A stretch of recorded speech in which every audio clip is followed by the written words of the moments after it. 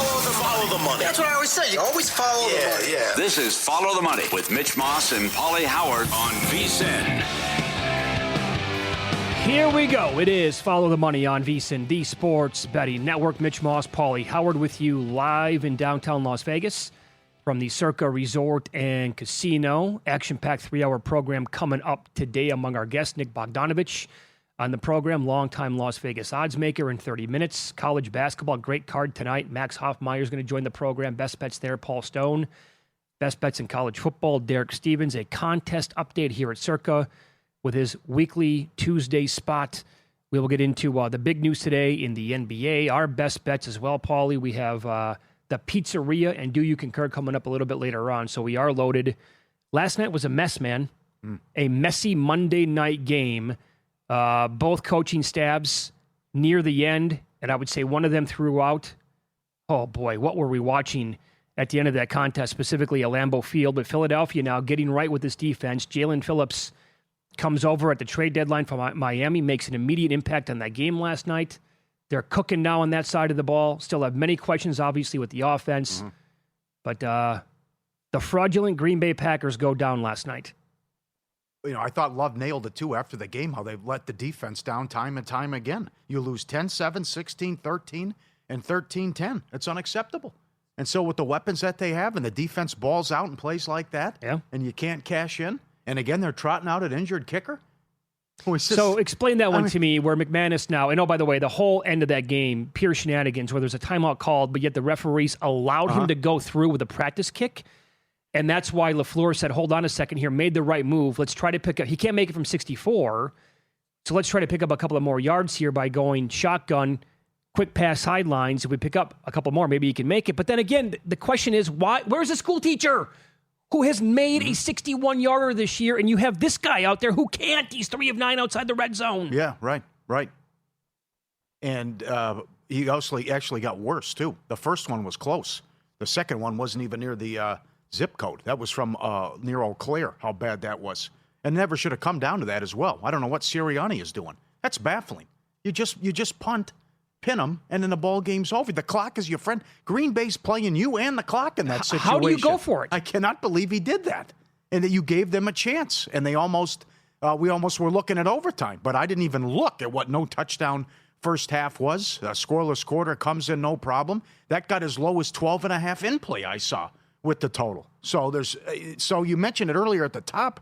You know, they're going to win this division. It's over. Nice win for the Eagles.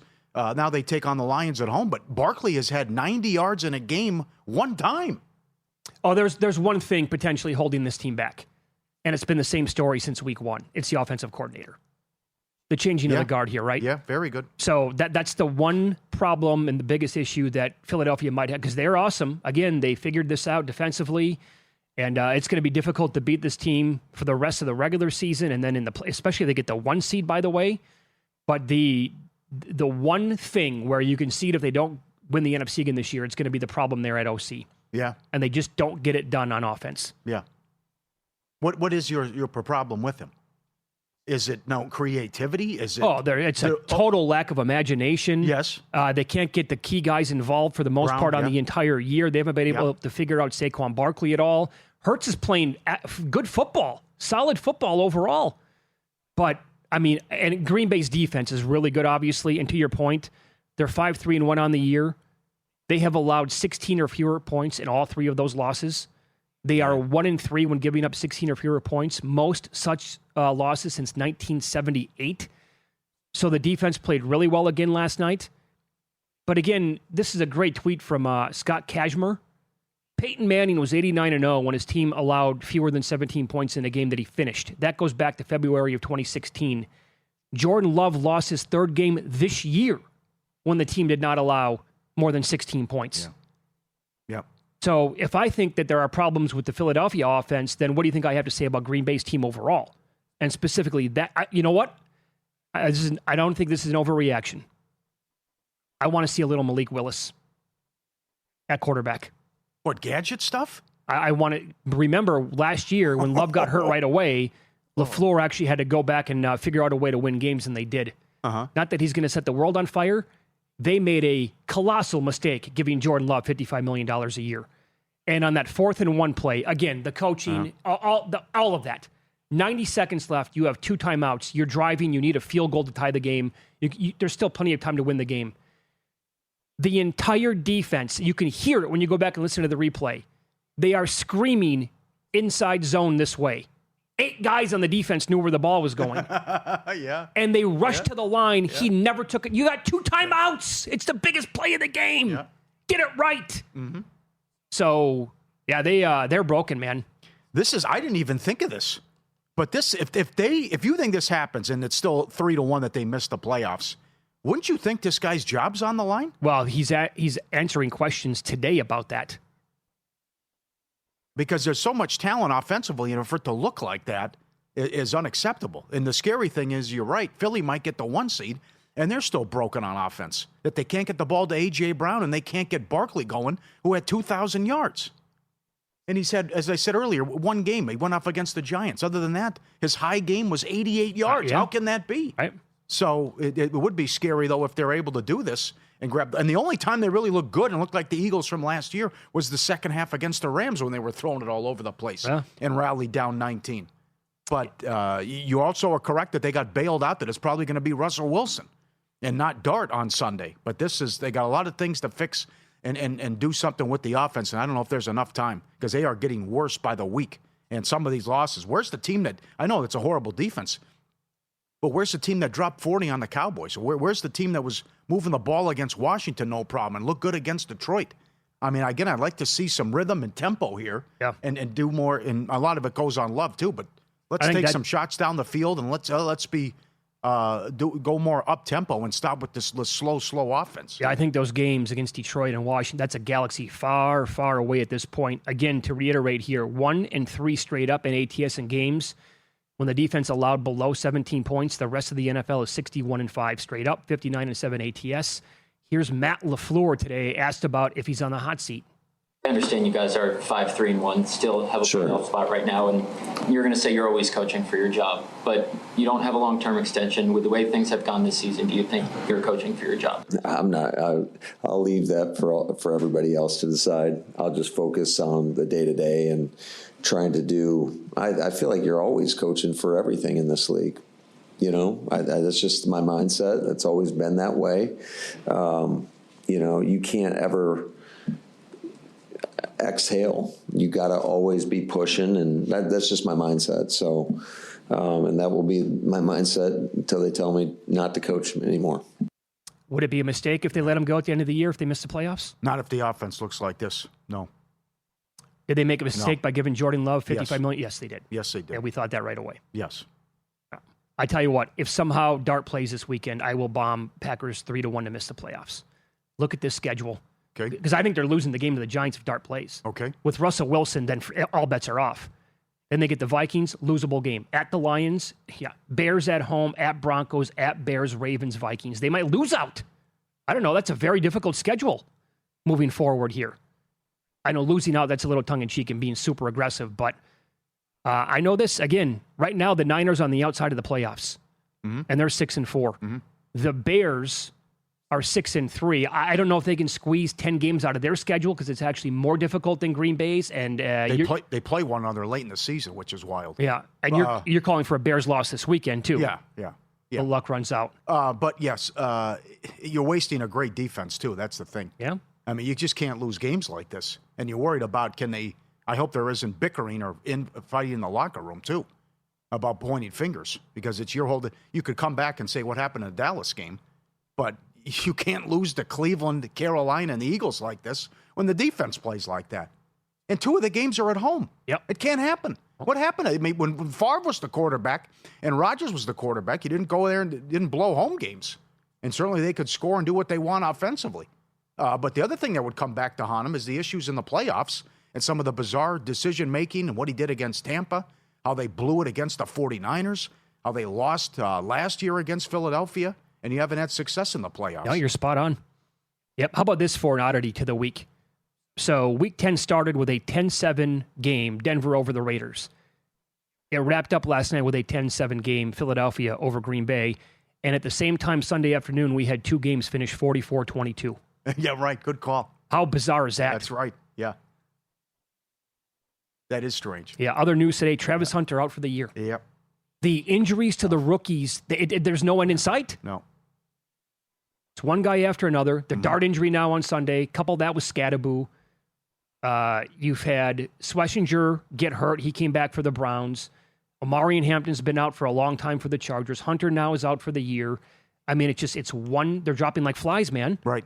But the other big news, and this also has survivor implications, is Burrow coming back and him targeting this Thanksgiving Day game. Because they have that weird schedule. They play Baltimore 2 times in 3 weeks. What do you make of that, by the way? I would just say, come on. I saw him today. He thinks the division's wide open. Okay, Joe, you can't stop anything. No, yeah, and it doesn't matter. You have the worst defense imaginable. He's been hurt 3 times in his career, significantly hurt. If he comes back behind this offensive line, that too, right? And it's not rushed because he said that he's way ahead of schedule and he feels fine, whatever. But if he comes back on time and they're out of the playoffs, come on, if and they lose if they lose to Pittsburgh, that's the decision. Oh, of course it has to be. There's no reason to come back. I would agree with you. I can't believe they're allowing this. He wants to come back with that defense and the offensive line the same year. But I know it affected someone, too, with their equity because they sold a piece of their entry.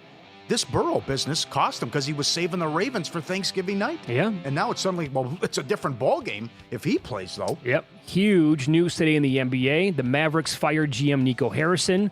The whole thing still confuses me, and that's messy. And we'll tell you which players have been red hot with player props in the NBA coming up next.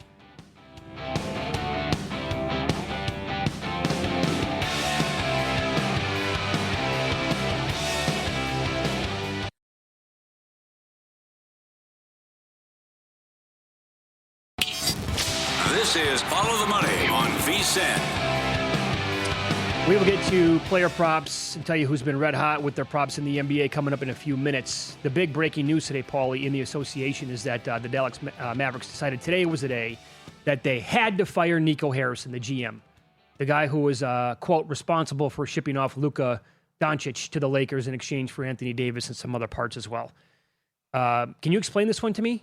The whole thing confuses me still, going all the way back to February. What's the problem? It's the worst trade in NBA history. Why would they fire him today, I guess, is why I'm so confused. I'll answer the questions. Fire him at me.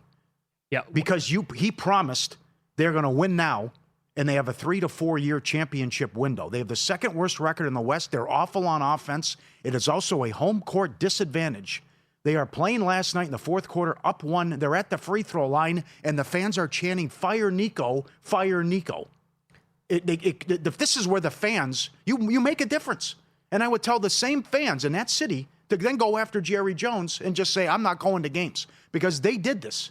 There was such a home court disadvantage. They hated the guy so much. The signs, the Fire Nico chants, the players felt that the crowd didn't want him to win in spite of this guy. They traded their 25-year-old superstar. And ownership finally had to come in and say, we have to move on. We have to try to salvage this. This is a disaster. I do take issue and umbrage with the owner saying, I've never seen this before or heard it. Well, he did a bad job filling me in and like letting me know the ins and outs of being a NBA owner and running things. Well, Mark Cuban did? No. When he sold the organization? Dumont. Dumont. Yeah. Well, how come Dumont signed off on the deal? That's right. That's on him. So fast forward. He was blown away by the fact that he was this popular. What? Come on. Nico was. Both of them. Yeah, right. They had no idea. Yeah. In fact, here's the quote during a press conference in May. Nico Harrison, I did not. Hold on. I did know Luka was important to the fan base. I didn't know quite to what level. So I knew he was somewhat important, but not really this important. Well, I mean, the fact that you didn't fill them in, that you were doing this, and then the worst part of all this is you didn't shop the guy. 2022 Western Conference Finals. Last year, you go to the NBA Finals. He's 25 years old and a top 5 player. You didn't shop him? And you trade him for Anthony Davis, who has played out of a possible 44 games, 14 of them, saying this is our guy, defense. Remember that whole press conference? Defense wins championships. Of course. You just went to the finals. And now you trade for a guy you were concerned about, maybe he's out of shape, can't give him the max. You trade him for a guy who's always hurt. The Klay Thompson extension, all the money they give him is a disaster. The Grimes thing, they traded Grimes for Martin. They could have flunked Martin on the physical. It goes on and on and on. Well, there's also this, by the way. When they went to the Western Conference Finals in 2022, who was the backcourt? It was Luka and Jalen Brunson. Yeah, they And, let Joe, and yeah. think about what they got in return for. They got nothing for Brunson whatsoever. Yeah. Walked as a free agent. Mm-hmm. That's on Cuban, yes. And then they traded one of the best players in the league for that. But also, like, Nico Davis gets hurt. Like, he's been hurt. Kyrie Irving's not coming back anytime soon. Like, that's part of the deal. Again, Nico Harrison, awful job, but the ownership here, isn't that the guy that you want to be pissed off at more than anything else? According to this is in today's Fort Star Worth Telegram. According to multiple sources other than Dumont, Harrison told nobody of the deal until minutes before he made it official. Those directly affected by it were blindsided and irate. Dumont was surprised by the proposal but approved it because he empowered his basketball GM to run the basketball team. If you're the owner, you say, get the hell out of my office. You're fired for coming up with such a stupid idea. You fire him that minute, not today. Right. Then he doubled down. Remember that he did the interview in the newspaper saying he was out of shape and we can't depend on guys like that. And then he's on the cover of Men's Health magazine because he looks like a rock star. Yeah. And he's going scorched earth on the league this year. Yeah. And then Dumont got booed the first game he was there when he was sat courtside. And then they had this was interesting. He was talking to a fan with a Luka jersey on. And apparently he said, we're going to own this and we're going to do better. And this was expected that this was going to happen sooner rather than later. And then they blow a big lead and lose again. And the crowd's all over this guy every single game. If David Stern was still alive when he was the commissioner still, I think he would have poo-pooed the trade. It was so lopsided. Yeah. It's almost like it reeked of collusion. Yeah. And again, to your point, he never shopped the guy. No. You're good. This is what you wanted in return? Keep it a secret. He brought this up at a coffee shop to Pelinka? Keep this between you and me? Oh, yeah, no problem. Yeah. I'm going to get Luka in return for Anthony Davis, really? You got it, pal. Mm-hmm. My word is as strong as oak. Yeah. It could be worse. They got lucky with the flag sweepstakes. This could be a bigger disaster. That was, NBA tinfoil hat guy would say that they made it up to him for that. But he did it to himself with those comments, with the bizarre press conference. You can't put yourself on a clock and say we have a 3 to 4 year championship window when the star player you get in the trade is always hurt and doesn't have that many years left. And then you just went to the finals and the guy you traded was 25 years old. What are you talking about? Right. 3 to 4 year window.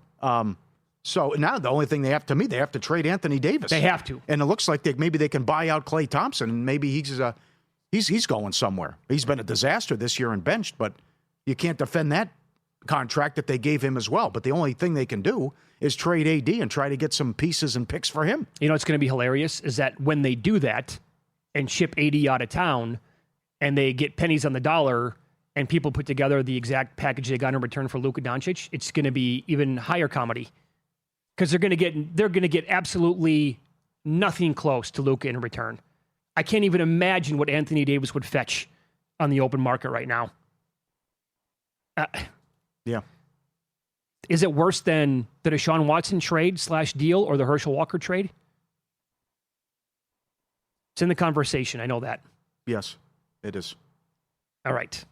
Tonight's card, the big boy is Golden State playing at Oklahoma City. And the Thunder laying about 7.5 points. Total hovering around 228.5. How many times this year do you want to make the case to fade Oklahoma City? Is this one of them? No. Why? Not going to do it. I know. Can't do it. It's a 10-1 overrun, head-to-head, between these teams. You're right about how good this team is, and then it reminds me of those great Golden State teams with Durant, that they're going to hit you with a big run, and the wave is coming, and that happened a couple times in the past week. So Golden State has a good team, but this team's on a whole nother level here, what they're dealing with on the road. And I can't make the case for them. No. This one's tough. I can make the case for Golden State first half because occasionally OKC comes out a little bit slow and then they turn it on. Mm-hmm. But game, nope. Right. Okay. I actually can make the case for Memphis. And I know Ja wants the coach fired, and he might. There's another guy who could be dealt. He's doing it to himself. But this is a lot of points for the Knicks to be laying.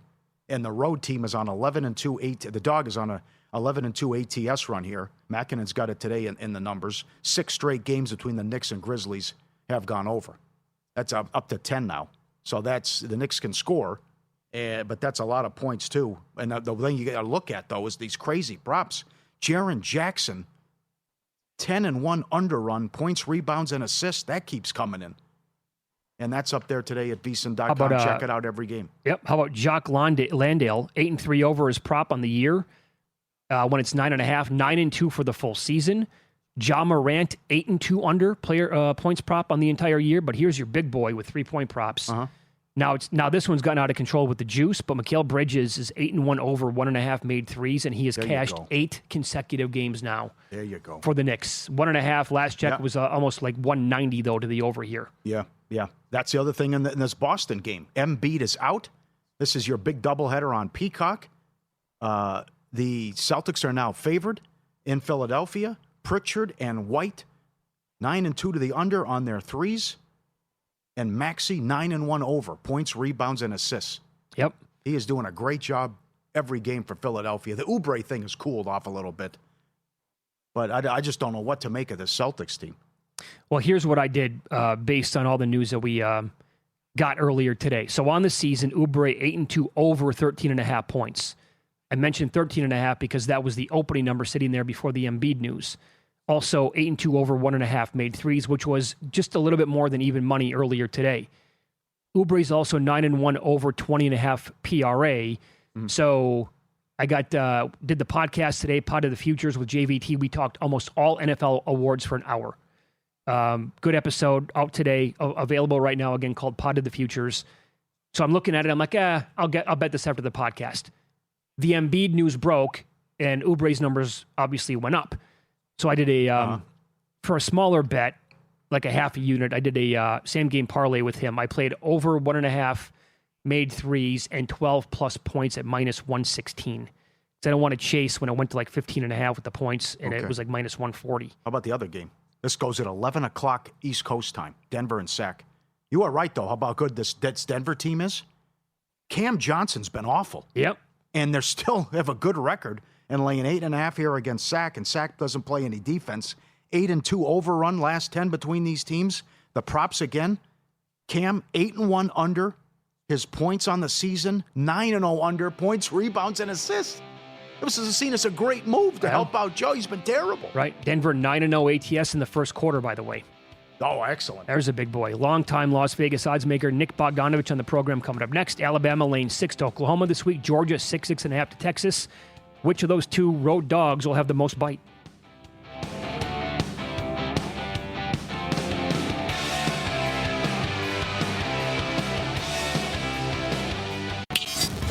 This is Follow the Money on VSiN.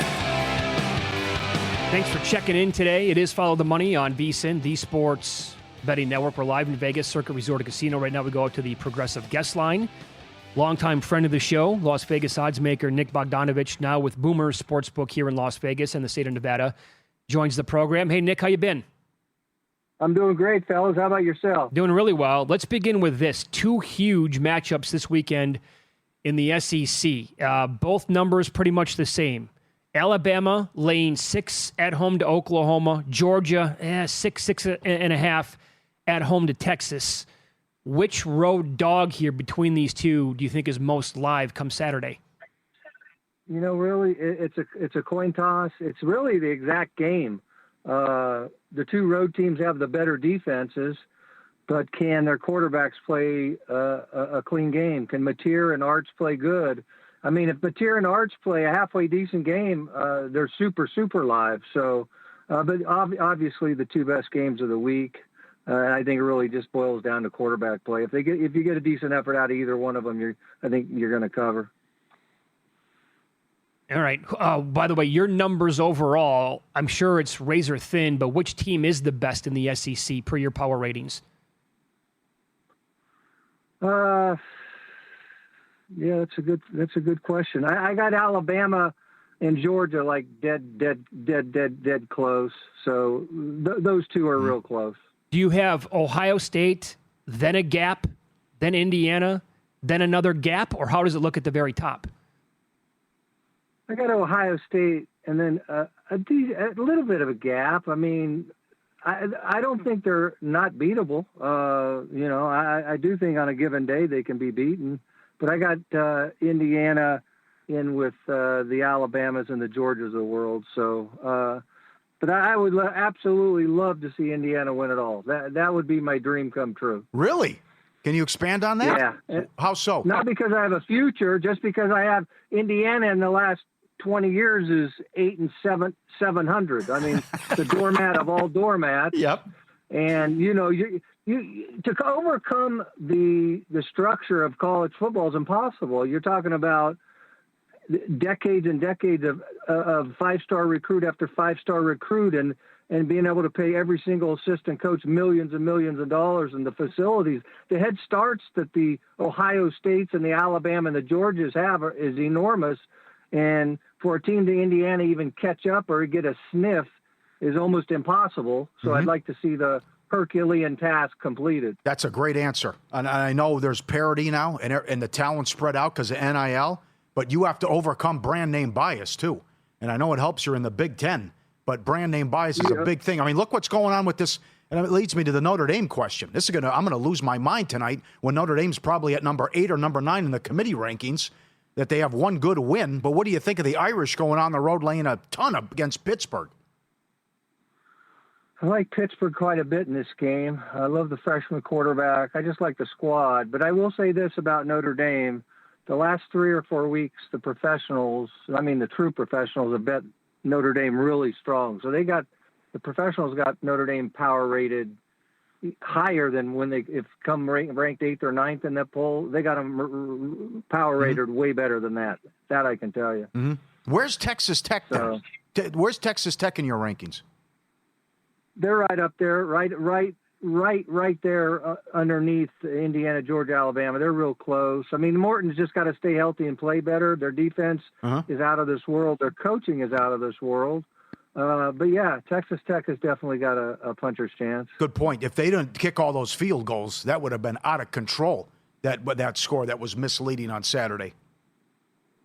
Yeah, don't worry. There was plenty of money for Texas Tech that day. I mean, that game got bet up from 10 to 13.5. So they were all over it. They were smart and they were right. It was just a tough spot for BYU to come in there. They're very vanilla offense, perfectly made for that suffocating defense at home in a crazy rabid crowd with game day there and Mahomes there. So it was BYU was up against it. BYU's a solid squad, just a notch below the big boys. Where do you have Miami? Because last week, again, with the committee, they were 18th with that win over Notre Dame. The Irish were 10th.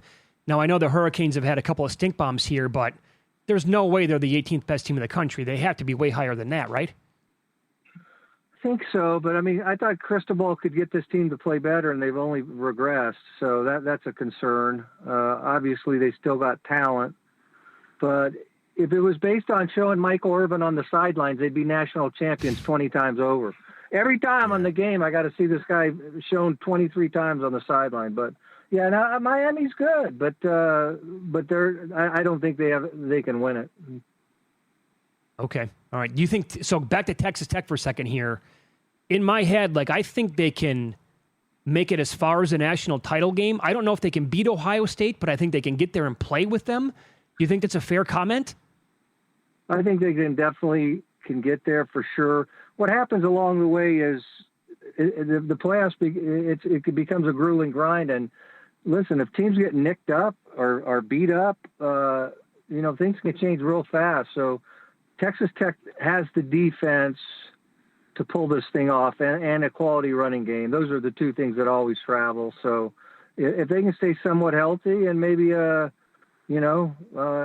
State gets nicked up a little or an Alabama gets nicked up a little or whatever, then sure they can pull it off. But once that treacherous the playoffs start, you got to stay somewhat healthy. How bad was the late window in the NFL? Favorite and over for you?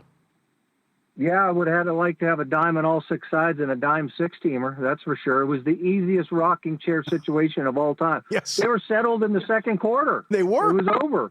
It was incredible. So hats off to everyone who took advantage of it. But yeah, that was the easiest 6-teamer in the history of gambling.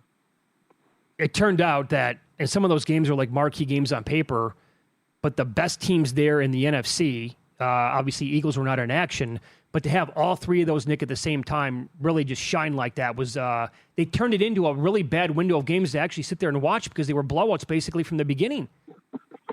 Yeah, no, that's why you have second half wagering, live wagering, and fantasy. That way you stay through the whole thing. Yes. But 100%. It was a beating. I mean, the 49ers couldn't get a stop. Arizona couldn't stop turning it over. And if Detroit and Washington played that game for real for 60 minutes, Detroit could have scored 80 if they wanted to. I think you're right. Tell us about your new gig. Yeah, it's all good. A little startup company here in the state of Nevada. We only have 4 little properties right now. Ellis Island and Valley Verde here in Las Vegas. If you want to sign up and get an app, you can lay $1.05 in all the NFL sides. And we got a really good product. So it's perfectly designed for the smaller players. But yeah, we're small, but we're going to grow over the next couple years. Thank you, my friend. Very good. Thanks, Talk to Nick. you soon. All right, guys, have a great week. The all-new Boomer Sportsbook, bringing you the action, football, hockey, basketball, and more. Code VEASAN250 when you sign up for a mobile account, and they'll match your first deposit up to $250 in bonus bets. You heard them, $1.05 on all the NFL games. Download Boomer Sportsbook app today. Learn more. BetWithBoomer.com. Got to be 21. Terms and conditions apply. BetWithBoomer.com. Code VEASAN250. That is a very big deal, Pauly, to be able to bet and lay $1.05 on these games compared to $1.10 at almost every other book. And also, the menu on the app is very lengthy. So they put together a good product here on the phone. And it's going to look like any of your big boys nationally when you pop up a game and like how many markets can I bet into? They got all of them. So they knew what they were doing when they were putting this thing together, and the technology on the app looks absolutely terrific. You think Texas is going to move the ball? Oh, my God. I mean, they were outplayed by Kentucky. They were down 17 to Miss State. They were solid for 3 quarters against Vandy. You really have to look at how Georgia has played now for like the last 6 quarters and think this could get out of control, because Georgia now, they have had their A game or close to it, and they're playing in great form as we speak. And Texas, I can't say the same thing about them. Obviously, it looked great early on against Vanderbilt when they were taking them apart in the first half, but they barely covered the game. In fact, it was a push if you laid 3, which was basically impossible. Right. The other one, Oklahoma getting that many points against Alabama. They win, they're in. Got to be. Oklahoma? With that resume, right. It's right there for them. It's going to be a tough game. If this was played a month ago and Mateer was healthy, Yeah, I know. I don't think the number would have been 6 is the only thing, but I think I could have been stronger on making the case for the Sooners to win the game outright. Yeah. We could have a playoff with Indiana, Vanderbilt, and South Florida. That is possible. Yeah, it is. Wild. Well, Memphis really screwed this up too. Yeah. It was right there for him. Yeah, there's a bad first half against Tulane. Horrible first half. And the comeback too little too late. But he had the guy. He has the guy down the sideline. He threw it over the wrong shoulder. Yep. Are you going to be dialed into the committee show tonight live and like throwing stuff at your... No. Okay, same here. No. I will be, I get more upset with some of the stuff that the commentators say. It's like they don't pay attention or watch. Win Some, Lose Some is up next, and sportsbooks are adjusting their limits in Major League Baseball because of what some brain-dead players decided to do.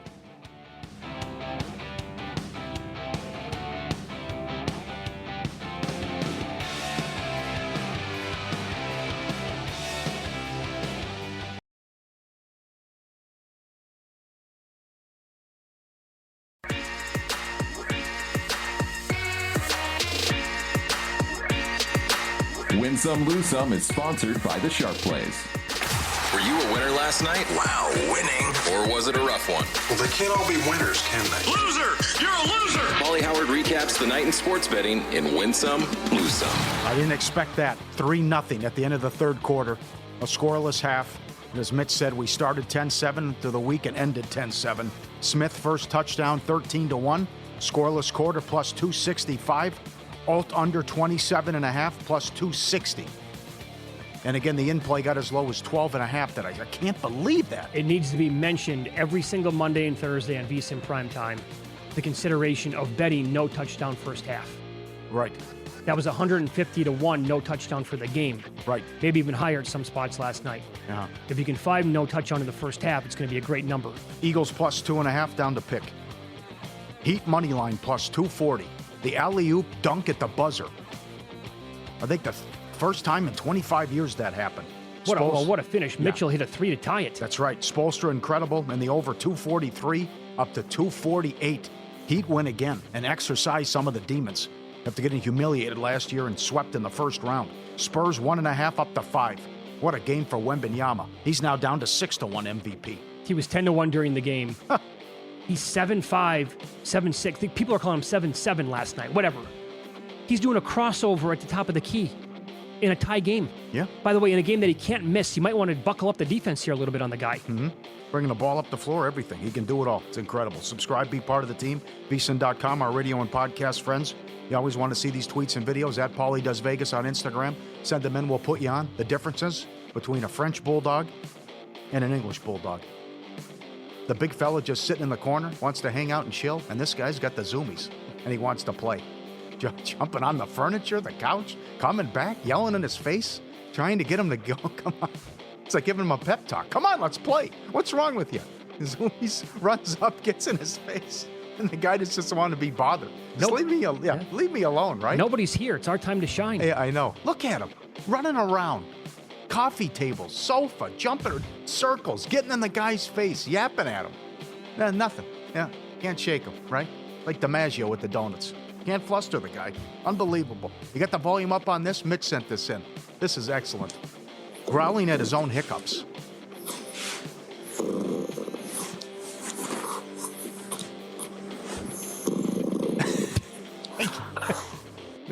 He's trying to, the puppy's figuring out what's going on here, right? I mean, the one guy we showed the one video where the guy was barking when he had the hiccups and he starts barking. It's like, what's going on? This guy's going with the growling. It's a great looking dog, too. Yeah, that is excellent. And this one, thanks to the viewer who sent this in,